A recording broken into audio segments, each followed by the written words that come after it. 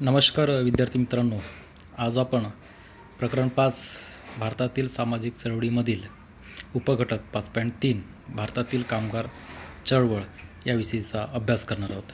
विद्यार्थी मित्रांनो, ज्यावेळेस आपण भारतातील कामगार चळवळ याविषयीची चर्चा करतोय त्यावेळेस खऱ्या अर्थानं पाहता भारतातील औद्योगिकरणाची प्रक्रिया हाच प्रारंभिक बिंदू भारतातील कामगार चळवळीचा आहे असं आपल्याला म्हणता येईल.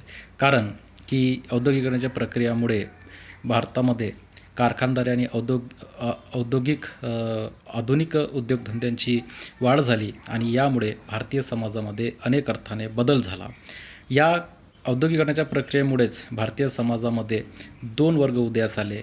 ते म्हणजे पहिला वर्ग असा की भांडवलदारमध्येच कारखाना मालक आणि दुसरा वर्ग त्या कारखान्यामध्ये काम करणारा कामगार वर्ग, असे 2 वर्ग या औद्योगिकरणाच्या प्रक्रियेमुळे भारतीय समाजामध्ये उदयाला आले. आधुनिक उद्योग हे नफ्याच्या तत्त्वावर कार्य करत असल्यामुळे कामगारांकडून वाढीव काम करून घेऊन जास्तीत जास्त नफा कमवणे हा भांडवलदार वर्गाचा तो उद्देश असायचा. आणि यामुळे काय झालं की कामगारांकडून जास्तीत जास्त काम करून घेणे, कमीत कमी पगार देणे, कामकाजाचे तास वाढवणे आणि पदोन्नतीस उशीर करणे, रोजगारात कपात करणे, कामाच्या ठिकाणावरील सुविधांचा अभाव, असे अनेक प्रकारे कामगारांवरती अन्याय होऊ लागला. आणि या परिस्थितीमुळे कामगारांनी एकत्र येऊन भारतातील व्यवस्थेचा निषेध करण्यास सुरुवात केली. आणि म्हणून आपण असं म्हणू शकतोय की भारतातील कामगार चळवळीचा प्रारंभिक बिंदू ही औद्योगिकरणाची प्रक्रियाच आहे. विद्यार्थी मित्रांनो, औद्योगिक कामगार वर्गाची चळवळ किंवा कामगार चळवळीचे टप्पे आपण आता अभ्यासाला सुरुवात करणार आहोत. आता तुम्ही ह्या चित्रामध्ये बघताय की मे दिन जिंदाबाद असं चित्रामध्ये लिहिलेलं आहे. तुम्हाला माहिती आहे का विद्यार्थी मित्रांनो, 1 मे हा महाराष्ट्र दिन म्हणून साजरा केला जातो. तद्वतच 1 मे हा कामगार दिन म्हणून सुद्धा साजरा केला जात असतो. तर चला विद्यार्थी मित्रांनो, आपण कामगार चळवळीच्या टप्प्यांचा अभ्यास करूयात. पहिला टप्पा जो आहे तो आहे कामगार चळवळीचा उदय. पहिला टप्पा हा 1850 ते 1918च्या कालावधीमधील पहिला टप्पा येतोय. आणि यामध्ये खऱ्या अर्थाने या कालखंडामध्ये म्हणजे 1850 ते 1918मध्ये कामगार चळवळीचा उदय झाल्याचा आपल्याला दिसून येतोय. पहिला टप्पा जो होता हा प्रारंभिक स्वरूपाचा होता आणि त्यामुळे या चळवळीमध्ये कामगारांमध्ये कुठल्याही प्रकारचं पूर्वनियोजन किंवा पूर्वसंघटन नव्हतं. आणि ही जी कामगारांची जे अन्याय होत होतं त्याचा निषेध करण्याची ही पद्धत जी होती, याला कुठल्याही प्रकारचं पूर्वनियोजन किंवा पूर्वसंघटन नसल्यामुळे हा स्वयंस्फूर्त निषेध होता. आणि आपण बघतोय की 1875मध्ये शापूरजी बेंगाली यांनी कामगारांच्या या अन्यायाविरुद्ध बंड पुकारले. आणि या बंडाचाच भाग म्हणून 1881मध्ये पहिला कारखाना कायदा अस्तित्वात आला. पहिला कारखाना कायदा हा 1881मध्ये लागू झाला. आणि देशातील पहिली जी कामगार संघटना आहे ती आहे बॉम्बे मिल हँड्स असोसिएशन. ही देशातील पहिली कामगार संघटना होती. आणि ही संघटना जी आहे ही 23 सप्टेंबर 1884 रोजी नारायण मेघाजी लोखंडे यांच्या अध्यक्षतेखाली ही संघटना स्थापन झाली. आता सांगितल्याप्रमाणे ही देशातील पहिलीच कामगार संघटना होती आणि त्याचे अध्यक्ष हे नारायण मेघाजी लोखंडे होते. आणि त्यामुळे नारायण मेघाजी लोखंडे यांना भारतीय कामगार चळवळीचे जनक मानले जाते. यामध्ये आपण बघतोय की कामगार संघटनांची स्थापना ही या टप्प्यातील महत्त्वाची उपलब्धी होती. आणि ही पहिला टप्पा असल्यामुळे ही जी चळवळ आहे ही पहिल्या टप्प्यामध्ये सौम्य स्वरूपाचीच होती. आणि आधी सांगितल्याप्रमाणे ही चळवळ स्वयंस्फूर्त होतं. याच्यामध्ये कुठल्याही प्रकारचं पूर्वनियोजन किंवा पूर्वसंघटन नव्हतं. त्यानंतर पहिल्या टप्प्यानंतर आपण बघतोय की दुसरा टप्प्याचा कालावधी हा 1998 ते आणि 1947 होते. हळूहळू आपण बघितलं की पहिल्या टप्प्यामध्ये कामगार चळवळ ही सौम्य स्वरूपाची होती, परंतु हळूहळू यामध्ये या संघटनेचा दबाव वाढत गेला. आणि म्हणून या दुसऱ्या टप्प्याला आपण दबाव गटांचा उदय या दुसऱ्या टप्प्यामध्ये झाल्याचं आपण असं म्हणू शकतोय. पहिल्या महायुद्धानंतर अर्थव्यवस्था आणि उद्योगामध्ये अनेक प्रकारे बदल घडून आला. वस्तूंच्या किमती व नफा वाढला, परंतु कामगारांची परिस्थिती जैशी थी तशीच होती आणि कामगारांच्या रोजगाराची आणि कामाची परिस्थिती मात्र सुधारली नाही. म्हणजे वस्तूच्या किमती आणि नफा वाढला, परंतु कामगारांची स्थिती जशी होती तशीच राहिली आणि यामुळे कामगारांमध्ये असंतोष आणि अशांतता निर्माण झाली. आणि तुम्हाला माहीतच आहे की जेव्हा असंतोष आणि अशांतता निर्माण झाल्यानंतर संघर्ष हा उद्भवत असतो आणि कामगारांच्या हातातील सर्वात महत्त्वाचं जे अस्त्र असते ते संपच होते. या दुसऱ्या टप्प्यामध्ये कामगारांनी या आपल्या अस्त्राचा वापर केला आणि अनेक अर्थाने 1918 ते 1920 या कालावधी अनेक प्रकारे संप झाले आणि यापैकी बहुतेक संप हे उत्स्फूर्तपणे केले गेले आणि बहुतांश संप हे रोजगार आणि वेतन अशा कारणाशी संबंधित होते. कामगार संघटनांचा दबाव गट म्हणून उदय ही या टप्प्यातील महत्त्वाची घटना मानली जाऊ शकते. ऑक्टोबर 1920मध्ये 64 कामगार संघटनांच्या प्रतिनिधींची एक परिषद आयोजित केली गेली आणि या परिषदेचा परिणाम म्हणून लाला लजपत राय यांच्या अध्यक्षतेखाली AITUC म्हणजेच ऑल इंडिया ट्रेड युनियन काँग्रेसची स्थापना झाली. 1926मध्ये सरकारने इंडियन ट्रेड युनियन ॲक्ट संमत केला, ज्या योगे सर्व नोंदणीकृत संघटनांना घटनात्मक मान्यता देण्यात आली आणि या अधिनियमाअंतर्गतच 1926 साली मान्यता प्राप्त करणारी पहिली संघटना म्हणजे बॉम्बे टेक्स्टाईल लेबर युनियन आणि ही जी संघटना आहे ही नाम जोशी यांच्या नेतृत्वाखाली ही संघटना स्थापन झाली.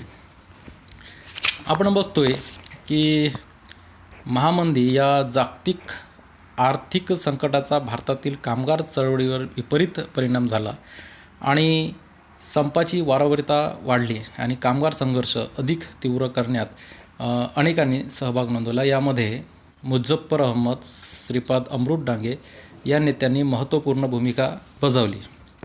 वेगवेगळ्या वैचारिक पार्श्वभूमी असलेल्या कामगार संघटनांची संख्या वाढली. या टप्प्यामध्येच कामगार चळवळीतील मार्क्सवादी विचारांचा प्रमुख प्रभाव असलेल्या डाव्या विचारसरणीचा सुद्धा उदय झाल्याचं आपल्याला दिसून येते. त्यातून बघतोय आपण की शोषणात्मक व्यवस्थेला रोखण्याच्या हेतूने कामगार वर्गाला भांडवलशाही रचनेच्या विरोधात संघटित होण्याची पार्श्वभूमी निर्माण झाली. यानंतर बघतो की वेगवेगळ्या वैचारिक पार्श्वभूमी असलेल्या कामगार संघटनेची संख्या वाढली. यांच्यात समन्वय साधण्यासाठी नॅशनल ट्रेड युनियन फेडरेशन म्हणजेच NTUAF ची स्थापना झाली. NITUC आणि NTUF एकत्रित प्रयत्नांमुळे फारसा बदल झाला नाही आणि अनेक वैचारिक मतभेद अनेक संघटनांमध्ये कायम राहिला. तर अशा पद्धतीचा हा दुसरा टप्पा होता आणि ह्या दुसऱ्या टप्प्यामध्ये आपल्याला दिसून येतो की दबाव गटांचा उदय झाला. दुसऱ्या टप्प्यानंतर विद्यार्थी मित्रांनो आता आपण बघूया तिसरा टप्पा. तिसरा टप्पा हा मुख्यतः या तिसऱ्या टप्प्यामध्ये इंटकची म्हणजेच इंडियन नॅशनल ट्रेड युनियन काँग्रेसची महत्त्वाची भूमिका होती आणि ह्या तिसऱ्या टप्प्याचा कालावधी हा 1948 ते 1960च्या दरम्यानचा आहे. आणि तुम्हाला माहीतच आहे की 1947मध्येच आपला भारत देश स्वतंत्र झाला आणि त्यामुळे काय झालं की त्यावेळेस त्यामध्ये 1947मध्ये Indian National Trade Union Congress म्हणजेच इंटकची स्थापना झाली.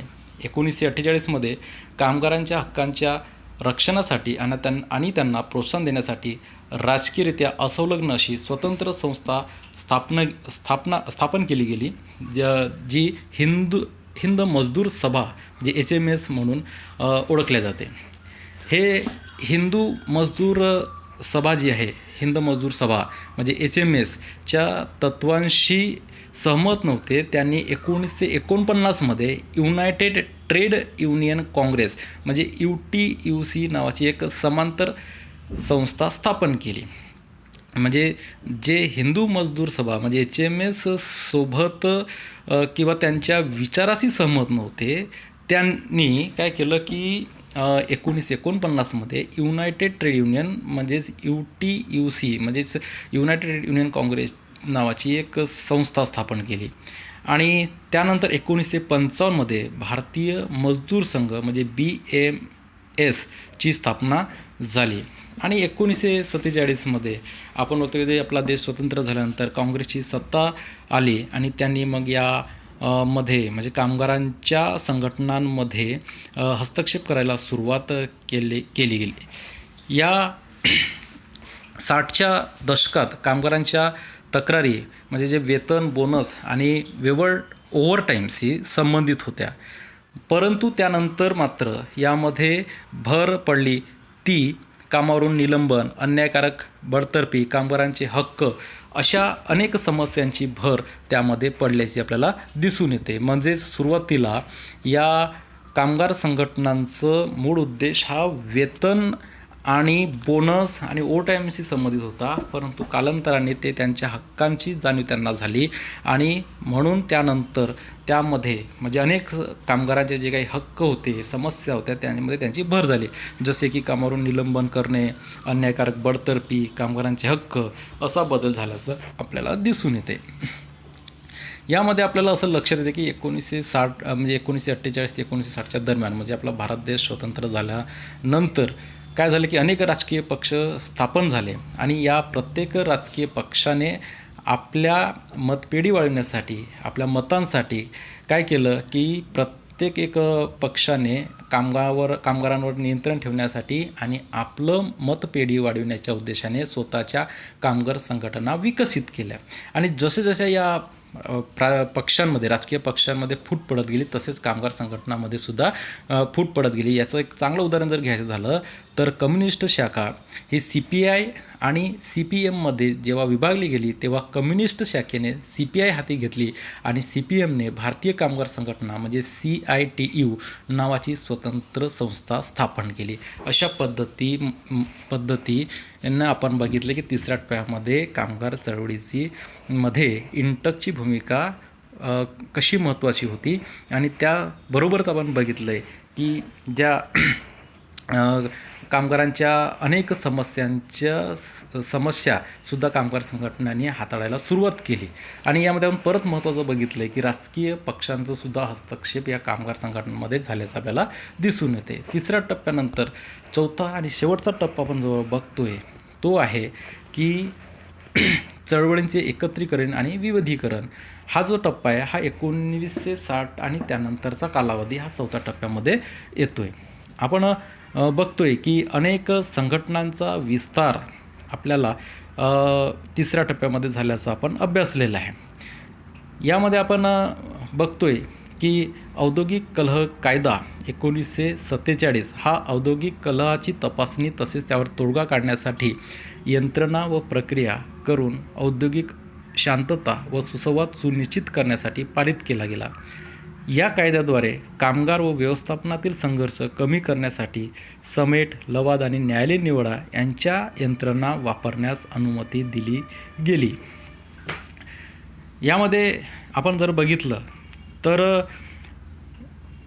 50च्या दशकाच्या सुरुवातीच्या काळापर्यंत कामगार चळवळ ही कामगारांना कामाचा मोबदला, कामाची परिस्थिती इत्यादीबाबत लढा देण्यास यशस्वी ठरल्याचं आपल्याला दिसून येते. या 1970च्या दशकापर्यंत चळवळीने कामगारांच्या हितसंबंधाचे आणि समस्यांचे प्रतिनिधित्व करण्याचे काम केलेले आहे. 1970 नंतर मात्र चळवळीची गती मंदावली. आपण बघतोय की साधारणपणे 8 वर्षे चाललेली गिरणी कामगार संप हा शेवटचा मोठा संप होता. विद्यार्थी मित्रांनो, या संपामुळे अनेक जे कामगार होते हे रस्त्यावर आलेले आपल्याला दिसून येतात की 8 वर्षे कुठलाही वेतन न मिळता संप करणे ही काही साधारण गोष्ट नव्हती.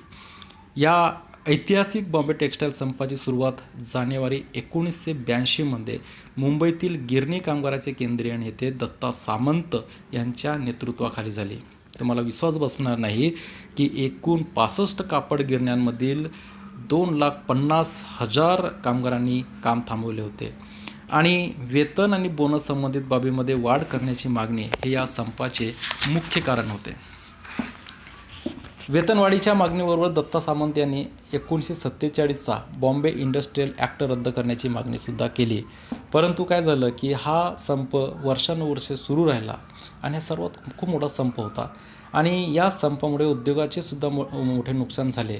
परंतु कामगारसुद्धा दारिद्र्याच्या खाईत ढकलले गेले, कारण की 8 वर्षे विनावेतन लढा देणे ही काही सामान्य गोष्ट नव्हती आणि बऱ्याच कामगारांनी त्यांचे घरदार अल्प मालमत्ता विकून मुंबईच्या उपनगरी भागात स्थलांतरित व्हावे लागले. म्हणजे त्यांचे जे स्वतःचे घर मुंबईसारख्या शहरात होते ते त्यांना विकावं लागले. दरिद्र्याच्या खाईत ढकलल्या गेले आणि मग ते उपनगरामध्ये झोपडपट्ट्यामध्ये राहायला गेलेत. म्हणजे यामध्ये आपण बघतो की कामगार वर्गाबरोबर भांडवलदारांचं तर नुकसान झालंच झालं, पण कामगारसुद्धा दारिद्र्य रेषेखाली ढकलले गेले आणि यामध्ये दोन्ही वर्गांचा अतोनात नुकसान झाल्याचं आपल्याला दिसून येते. भारत सरकारच्या कामगार मंत्रालयाच्या लेबर ब्युरोच्या 2012च्या अहवालानुसार भारतात अंदाजे 16,154 कामगार संघटना अस्तित्वात आहेत. भारतीय मजदूर संघ ही भारतातील सर्वात मोठी कामगार संघटना आहे. विद्यार्थी मित्रांनो, कामगार मंत्रालय भारत सरकारने मान्यता दिलेल्या राष्ट्रीय स्तरावरील काही संघटना म्हणजे AITUC all India trade Union Congress, INTUC म्हणजे Indian National Trade Union Congress, सेवा म्हणजे स्वयंरोजगार महिला संघटना या होत. राष्ट्रीय स्तरावर कामगारांचे प्रतिनिधित्व करणारी देशातील एक प्रमुख फेडरेशन म्हणजे सेंट्रल ट्रेड युनियन ऑर्गनायझेशन ही आहे. विद्यार्थी मित्रांनो, आपण बघितलेलं आहे की कामगार चळवळीच्या टप्प्यांच्या आधारे कामगार चळवळीचं इतिहास आपण आजच्या या लेक्चरमध्ये बघितलेला आहे. कामगार चळवळीने आत्तापर्यंतचा खूप मोठा पल्ला गाठलेला आहे. या चळवळीतील महत्त्वाचा बदलाचा जर उल्लेख करायचा झालं तर कामगाराचे मुद्दे ज्यासाठी ही चळवळ उभी राहिली ते, कामगार चळवळीला आकार देणारे नेतृत्व, समाजधुरीण कामगार हितासाठी उभे ठाकले आणि कालौगत कामगारांनी या लढ्याची धुरा स्वतःच्या खांद्यावर घेतली. त्यातूनच युनियन नेत्यांचा वर्ग उदयाला आला. जागतिकीकरणाबरोबरच सरकारची या चळवळीतील भूमिका देखील बदलत गेली आणि कामगार संघटनाचे राजकीयकरण हा सर्व इतिहास आपण आजच्या या व्हिडिओ लेक्चरमध्ये बघितलेला आहे. तुम्हाला हा लेक्चर समजला असेल अशी अपेक्षा करतोय. विद्यार्थी मित्रांनो, आजचा व्हिडिओ लेक्चर आपण इथंच थांबवतोय. काळजी घ्या स्वतःची आणि शेजाऱ्यांची सुद्धा.